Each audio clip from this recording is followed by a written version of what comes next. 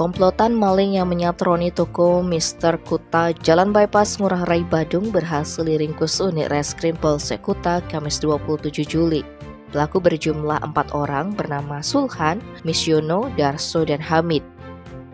Mirisnya, hasil pencurian mereka digunakan salah satunya untuk menyewa PSK dan mabuk-mabukan.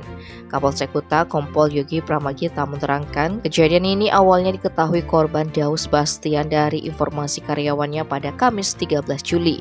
Lalu Daus mengeceknya ke tempat kejadian perkara, ternyata kunci pintu dan gerbang dalam keadaan rusak.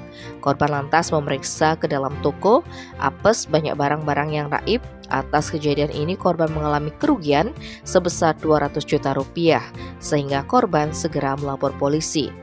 Tim Opsnal Unit Reskrim Polsek Kuta pun langsung melaksanakan penyelidikan hingga memperoleh informasi ada 3 pria yang dicurigai sebagai pelaku memasuki proyek di Seminyak pada Kamis 27 Juli pukul 23.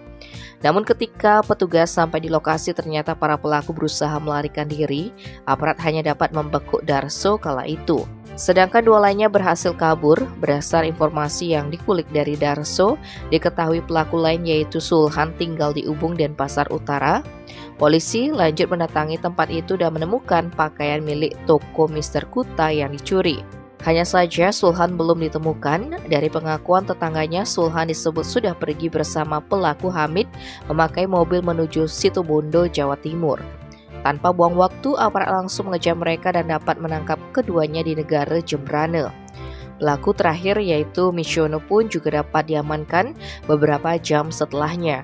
Dalam pemeriksaan, para pelaku mengakui harus bolak-balik sebanyak 4 kali pada hari yang sama untuk mengangkut barang curian di TKP menggunakan pick-up. Atas perbuatannya, para tersangka dikenakan pasal 363 KUHP tentang pencurian dengan pemberatan dengan pidana penjara paling lama 7 tahun.